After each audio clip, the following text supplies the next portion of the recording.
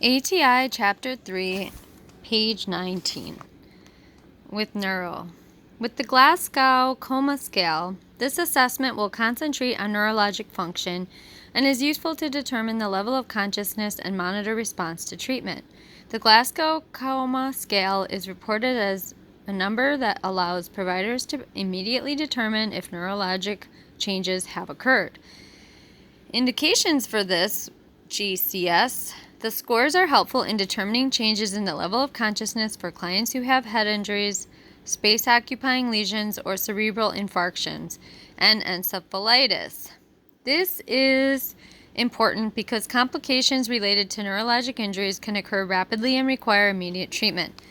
Considerations. GCS scores are calculated by using appropriate stimuli. A painful stimulus can be necessary, and then assessing the client's response in 3 areas. Eye-opening, E, the best eye response with responses ranging from 4 to 1. 4, eye-opening occurs spontaneously. That is good. 3, eye-opening occurs secondary to sound. 2, eye-opening occurs secondary to pain. And 1, eye-opening does not occur, which is low. V, for verbal, the best verbal response with responses ranging from 5 to 1. 5, conversation is coherent and oriented. 4, conversation is incoherent and disoriented. 3, words are spoken, but inappropriately. 2, sounds are made, but no vocal words. And 1, vocalization does not occur at all. And that is bad. So the lower the score, the higher or the less level of consciousness that they have. Motor, M, the best motor response with responses ranging from 6 to 1. With 6, commands are followed. With 5, local reaction to pain occurs. 4, general withdrawal from pain. 3, decorticate posture with adduction of arms, flexion of elbows, and wrists is present. 2, decerebrate posture, abduction of arms, extension of elbows, and wrists is present. Number 1, motor response does not occur, which is not good. Responses within each subscale are added with the total score quantitatively describing the client's level of consciousness. E for eye, V for verbal, M for motor, EVM total GCS. In critical situations where head injury is present and close monitoring is required, subscale results may also be documented. Thus, the GCS may be reported as either a single number, indicating the sum of the subscales 3 to 15, or as 3 numbers, 1 from each subscale result, and the total E3, V3, M4 equals GCS of 10. This allows providers to determine specific neurologic function. Intubation limits the ability to use GCS sum scores. If intubation is present, the GCS may be reported as 2 scores, with modification noted. This is generally reported by totaling the eye and motor score and recording it with a T, such as GCS 5T, with the T representing the intubation tube. Interpretation of findings is the best possible GCS score is 15. In general, total scores of the GCS correlate with the degree of level of coma. A score less than 8 is associated with severe head injury and coma. Score of 9 to 12 indicates a moderate head injury, and a score greater than 13 is associated with a minor head trauma. Intracranial pressure monitoring.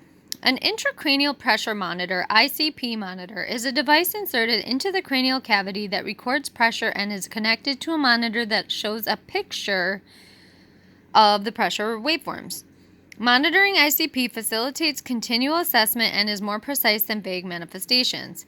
The insertion procedure is performed by a neurosurgeon in the operating room, emergency department, or critical care unit. This procedure is rarely used unless the client is comatose, so there is minimal need for pain medication and pre-procedural client teaching.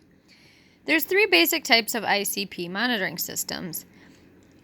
Intraventricular catheter, also called a ventriculostomy, is a fluid-filled catheter which is inserted into the anterior horn of the lateral ventricles, most often on the right side through a burr hole.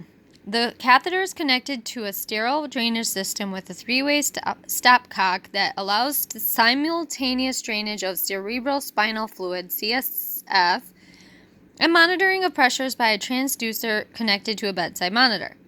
Subarachnoid screw or bolt, a hollow threaded screw or bolt, is placed into the subarachnoid space through a twist drill burr hole in the front of the skull behind the hairline. The bolt is connected by fluid-filled tubing to a transducer leveled at the approximate location of the lateral ventricles.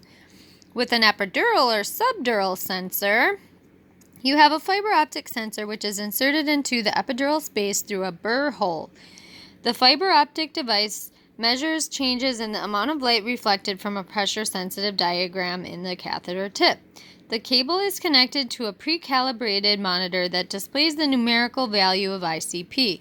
This method of monitoring is non-invasive because the device does not penetrate the dura, because it's epidural. So it's just into the epidural space through a burr hole.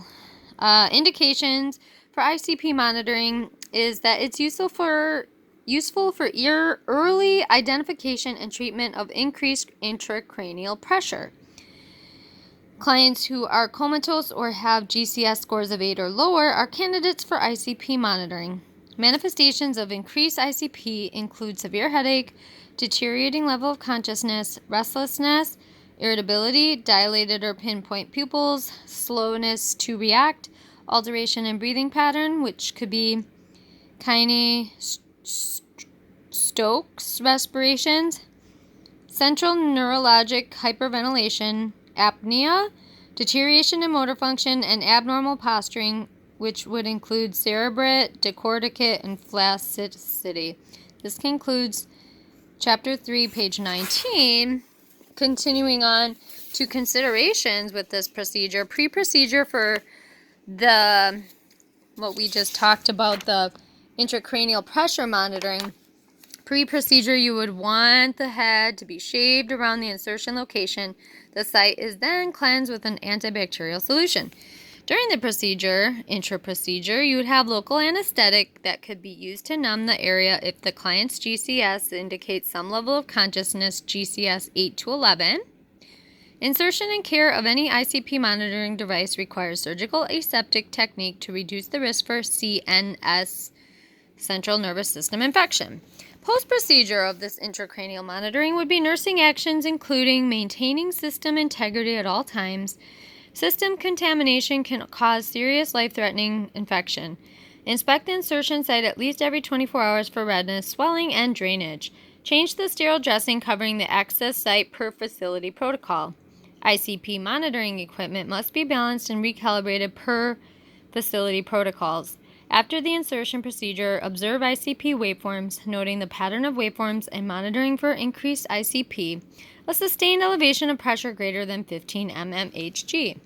Assess the client's clinical status and monitor routine and neurologic vital signs every hour as needed.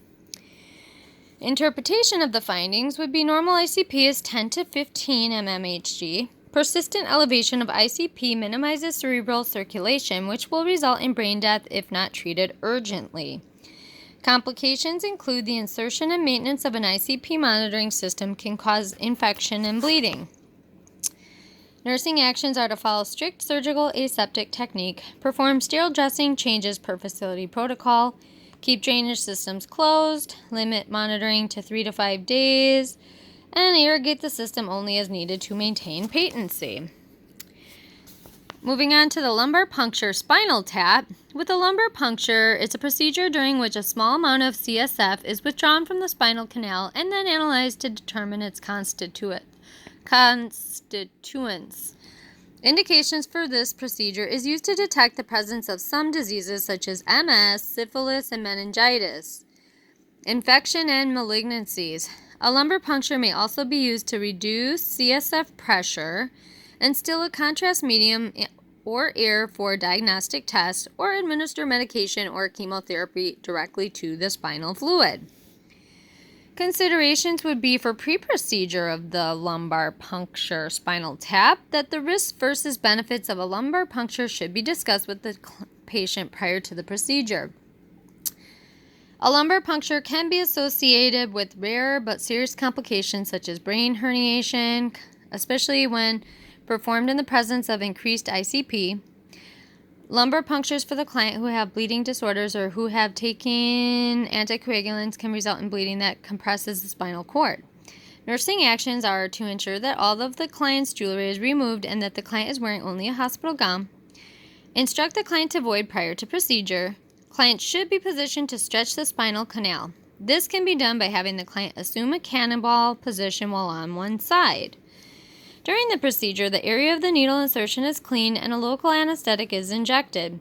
The needle is inserted and the CSF is withdrawn, after which the needle is removed. A manometer can be used to determine the opening pressure of the spinal cord, which is useful if increased pressure is a consideration. Post-procedure CSF is sent to the pathology department for analysis. Nursing actions are to monitor the puncture site. The client should remain lying for several hours to ensure that the site clots and to decrease the risk of post-lumbar puncture headache caused by CSF leakage. Client education would be that normal activities may be resumed after prescribed bed rest is complete as long as in stable condition. This completes page 20 of Chapter 3 ATI Neuro.